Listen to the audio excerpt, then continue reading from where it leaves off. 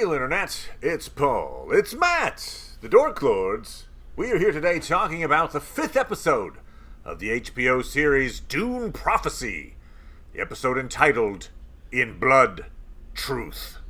We open with the Emperor's former and soon-to-be current mistress, Francesca, arriving at the palace. She is a Bene Gesserit sister and the mother of Constantine. She thinks she's been summoned by her son, but actually she's been summoned by Valia in order to regain favor with the Emperor. Meanwhile, thanks to Desmond Hart thwarting the assassination plot last episode, the Emperor elevates him to be his advisor, his Bashar, and he's put in charge of an elite regiment, which is essentially a proto-version of the Sardaukar that we eventually see in Dune. We end with a big reveal. The genetic testing of Desmond's blood shows that he is half Harkonnen and half Atreides. Tula's reaction, combined with Desmond telling the Empress that he was abandoned by a sister to live with scavengers, tells us that Tula did indeed have a child from her night with Ori Atreides. I almost called it a few episodes ago. I thought perhaps Harrow Harkonnen was Tula's secret Atreides love child. Didn't think Desmond fit that bill, so they got me. No, they got you. The Empress, now feeling threatened by Francesca and the rest of the Sisterhood, will likely use this information to try to get control of her family back. Or there may be a twist with that scene, which I'll get into later. All that said, Paul. Yes? What'd you think of episode 5? I was slightly disappointed. Okay. Well, I think in my head I was sort of like, and you were really focusing on a lot more on Desmond's identity than I think I was, because I was thinking that we'll find out what group he's involved with. He's not by himself. He's someone else and whatever. And I guess that certainly still could be the case. Yeah. But the fact that he's related to Tula is like really close. So it's like, here's the area of influence that these characters have with each other. And, the person who's opposing them is the son of the sister, although it's like, okay. I mean, so... In other words, it makes it too small? Is that what you're saying? Like, yes. The area of influence of the characters with it's kind of the Skywalker problem a little bit with Star Wars, where like everyone's related. Like, really? Okay, everyone? Okay. Yeah.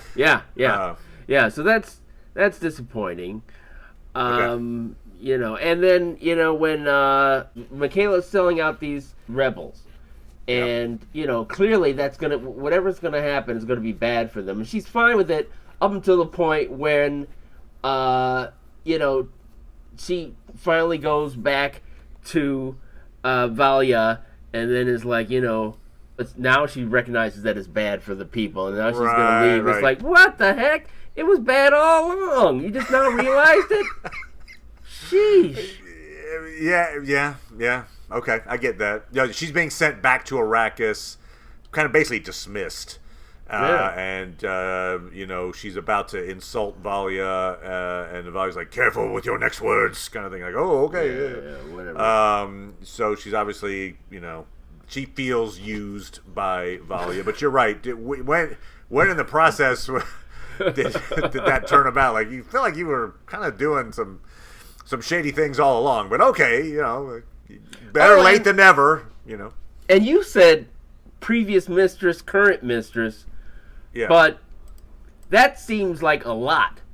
So, like, okay, the king has a mistress, and then that mistress has a child, and then, let the kid walk around and be like a regular kid, in the palace. I had thought that it was like a first wife or something, and then they ended, and then he ended up with a second wife. I guess, okay, well, now, you're right that I guess I don't know that for a fact. And you're right, they don't say, that's his mistress.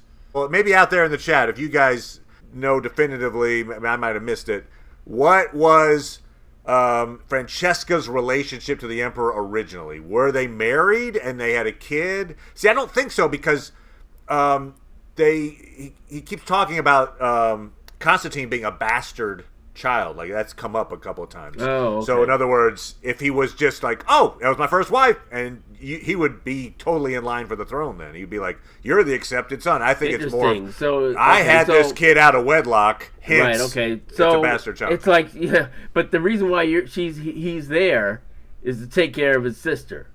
Right. So it's like, wow, that's interesting that she would make that sacrifice to just have a blood bodyguard for the daughter who's going to take everything over. I don't know. And really, the fact that we hadn't seen her up until now, and the fact that she's just touching his chest, and now everything, she is ready to... This idea of imprinting, they mentioned this in this, and I think that's a talent of, like, manipulating him. Yeah. It's like, making him all googly-eyed. Yesterday we learned how to do the funny voice. Today we're learning how to do imprinting, I agree that particular skill, I have my issues with that one too, because it's basically like a magic spell that you cast. It's a love potion. Yeah. It would be because he's so obvious about it too. Like they're sitting at a table and he's like, "Oh, I love you." I can't resist kissing her in public. Basically, I don't know he's in public, but he's out in the open. He's so he's very openly affectionate towards this woman who just showed up. And I don't even know why she even bothers to like, no, we can't. Right. Like what? This is going to seem like it's, too obvious if No, the only way I can do it if I touch your chest. Yeah. It would be cooler, in my opinion, if it was just, she was manipulating him, and he has feelings for her, but it's not like some kind of spell-based thing. It's just, hey, you know what? I worked my way into his affections, and now I have his ear, as opposed to Harry Potter, cast him with my wand, I'll cast a spell at him. And now that I think about it, it's like, okay, and Desmond goes in with his crew after first being like, hey, you want to come along to Kieran there. Yep. Yeah, but, so fine, he goes to see Michaela, and he's like, okay, we're going to go upstairs, and she's got all these bombs there, and, this thing that just about everybody in there, right, probably has a little force field. The shielding? Yeah. Yeah, it's like, it's not good enough to blow you up if you're in a force field. You don't have any way to stop them from doing that? What's the point of doing it if any of them... It's like, we got to kill you first, and then you can be killed by the force field. So you get into battle with each of them. I agree that the force field was a kind of a lame rationale. Yeah. It was almost like they just needed some way for him to survive.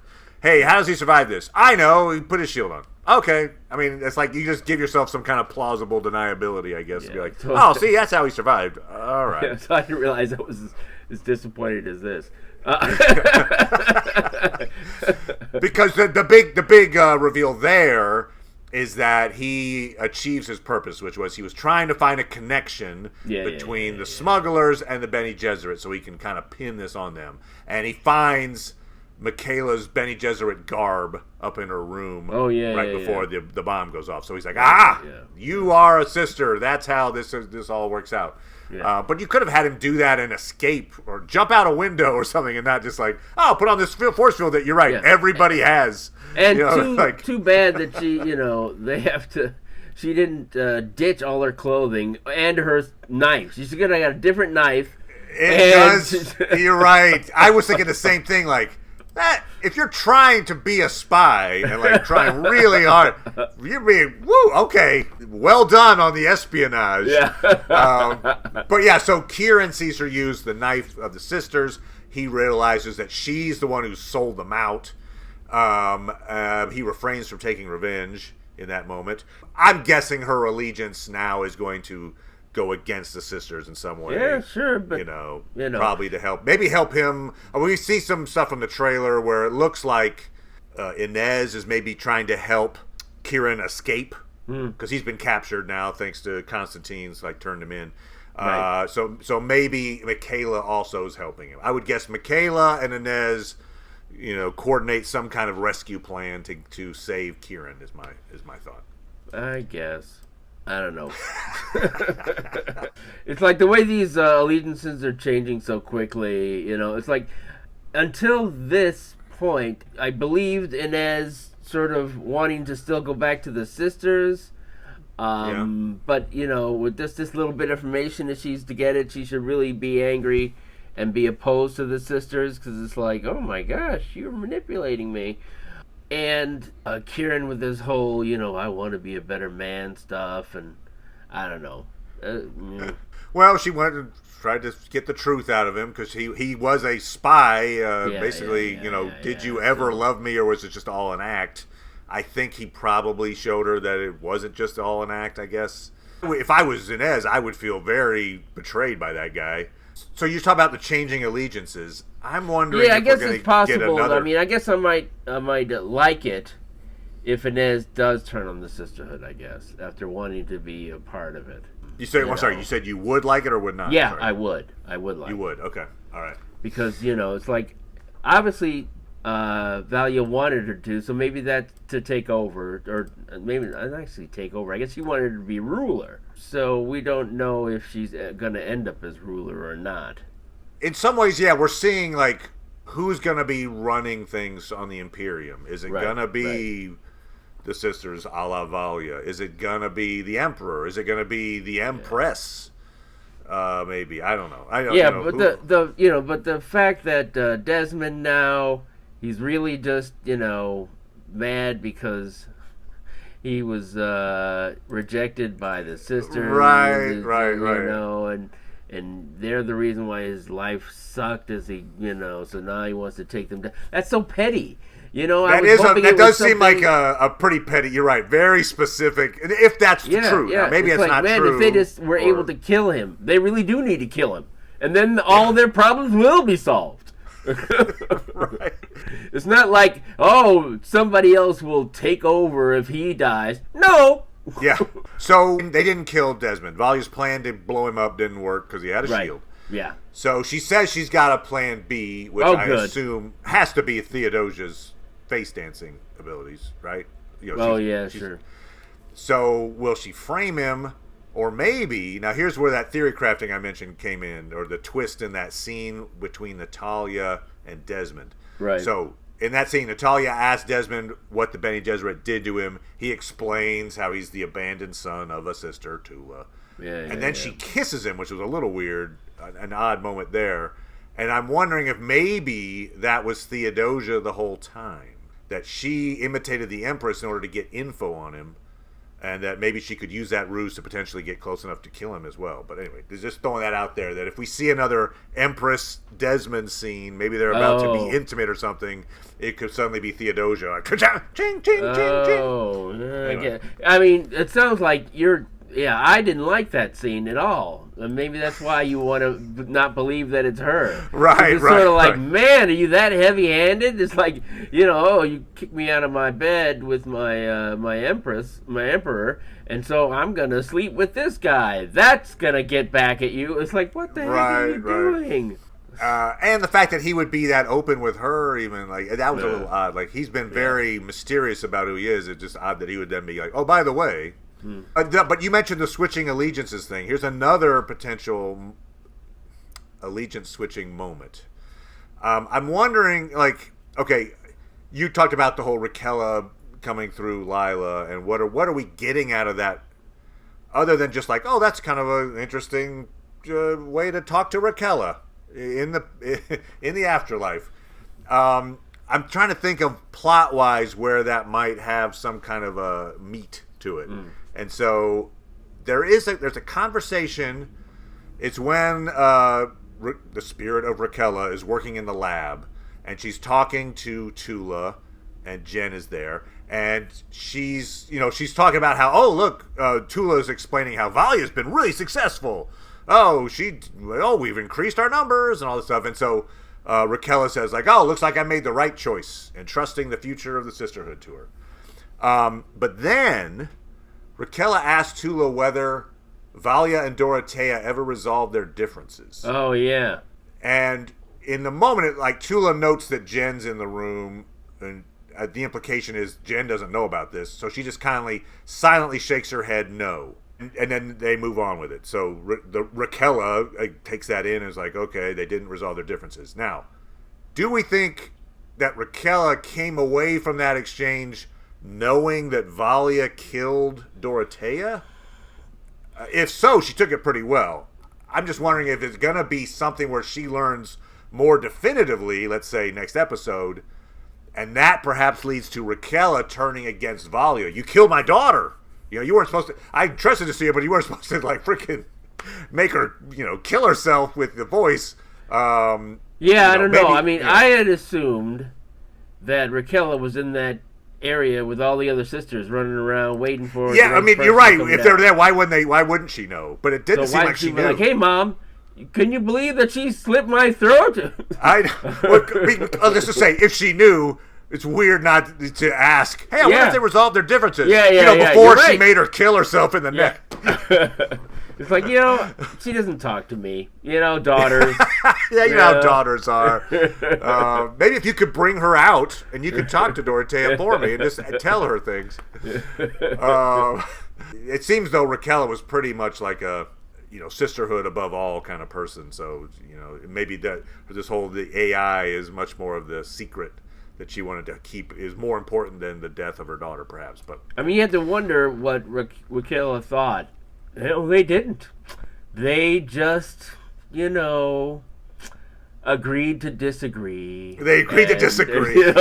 They never got. What did you think? It's like, no, she went on a cruise and just forgot about it. She went to live on a farm upstate. Yeah. Yeah, you're right. Exactly. We do get. I mentioned that I thought maybe Lila was what the book series calls an abomination. We get a name drop. What abomination is this? So they kind of like, yep, that's what she was. As you mentioned, they're speaking through Lila. Raquel determines that the shared nightmares and the death, apparently, of Sister Kasha is caused by an airborne virus that's an offshoot of a virus created by the AI during the war. Mm-hmm. This particular version affects the fear center of the brain. I feel like that's maybe foreshadowing the whole fear is the mind killer mantra that we learn Dune series. What has caused this virus? Like, what did she get the virus through Desmond and bring it from him? And that's like Kasha brought it from Desmond. Is it the AI in the basement? Is it, as I mentioned, maybe some kind of secret? One of these acolytes is a secret rogue something. Sure, I don't know. But the cause of that virus, what has introduced it, is still a question. But boy, Tula does not have many scientists, or any scientists really. I guess, because next thing you know, they'll start building machines. But it's like, so you're immune to this. She enlists the aid of Jen because she's like, you were a friend of Lila, immune. But also you seem to immune. I'm not going to have anybody study you. I just want you to be a babysitter to... Why are you immune? That might be nice to know. Who cares? It does seem a little odd that they were able to keep this giant AI machine completely secret. Yeah. I mean, it's like, she's not even, like, she goes through doors. The doors aren't even solid doors. They're like, you can look through them. Yeah. And it's like, I wonder what's past that. But no one's ever been like, what's past that door? Like, in the whole time. It seems like it's a little far-fetched. And then, like, that thing must use tons of power. Like, are you... What's the monthly power bill? Why is it so high? I don't know. We've got to turn the lights on. Anyway, it's a little suspect that it's still a secret, I guess. I think they could have done a better job at, like, this thing is so tucked away, no one would ever find it. I mean, we even have, what's her name? Avila just kind of walks by and it's, look, it's Lila. Like, anyway, Yeah. That's a little stretch in the belief a little bit there, but I did appreciate the moment where Constantine's apologizing to Inez for not backing her up, and we see that he's constantly seeking the approval of his dad, who until this episode didn't really think too highly of him. Right. But now he's in charge of the fleet. Yeah, that seems like it. The only dramatic interest that could possibly have is if he fails at that. Okay. I mean, if it turns out to be great, it's like, well, I'm glad we did this. Well, I mean, I feel like it's interesting. What was the nature of Francesca's warning to him? So she says, hey, your purpose was to protect Inez. Yes. And, from even people who might profess to love her or something like that, the way she says it. Mm-hmm. And now, in the moment, in this episode, you might say, maybe that's Kieran. Because it ends up that Constantine turns Kieran in, and Kieran is in a relationship with her.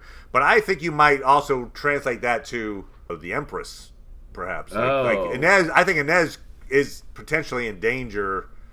I don't know. It's interesting to see. I don't know where that's going, but maybe Constantine takes on that role of protector, and he protects her against whatever. Maybe it's the Empress. Maybe it's the sisters. But in other words, he does something that probably is against somewhat of the interest of the Bene Gesserit, because he takes that role on a little more than maybe the sisters would like. That's my thought there. That he leans into being like, I'm going to help Inez, but we'll find out. We now know that cloth that Desmond's been carrying around. I thought it was something maybe that was burnt, because he has the power to burn people. Oh yeah, but no, it's part of a Bene Gesserit robe. It's almost certainly Tula's. It's like his one tangible reminder of his mom. Yeah. He was probably like Linus, walking around with that. Right. As a kid, but now... Get ready for the Great Pumpkin. It's coming. Yeah. We look forward to the finale, and, there's still all to play for. I don't think any of the main characters died this episode, which I feel like there's deaths coming. So who survives the finale? Sure. I'm interested to see that. Right. Thank you as always, Paul. You want to go ahead and man anybody, huh? Yeah, everyone. I can't even think of who's the best. I'll go with Desmond. I think Desmond's going to get matted. Wow. Yeah. Wow. Okay. I'm glad. I'm not even going to force you to put some candy on the line. Wow. I'm impressed. Okay, I just he's in Atreides and a Harkonnen, so it's like, oh wow. But the fact that it doesn't really come up in the stories at all. It feels like his story is shorter than he wanted it to be. Oh, okay. That's kind of where I'm going with it. Okay, all right. That's my logic. But anyway, if you out there have your best, give me your number one target to be matted in the final. Let me know your thoughts, because I think there are several good candidates. So let us know what that's all about. But thank you as always, Paul. Appreciate it, good sir. No problem. And we'll talk to everybody next time. Bye.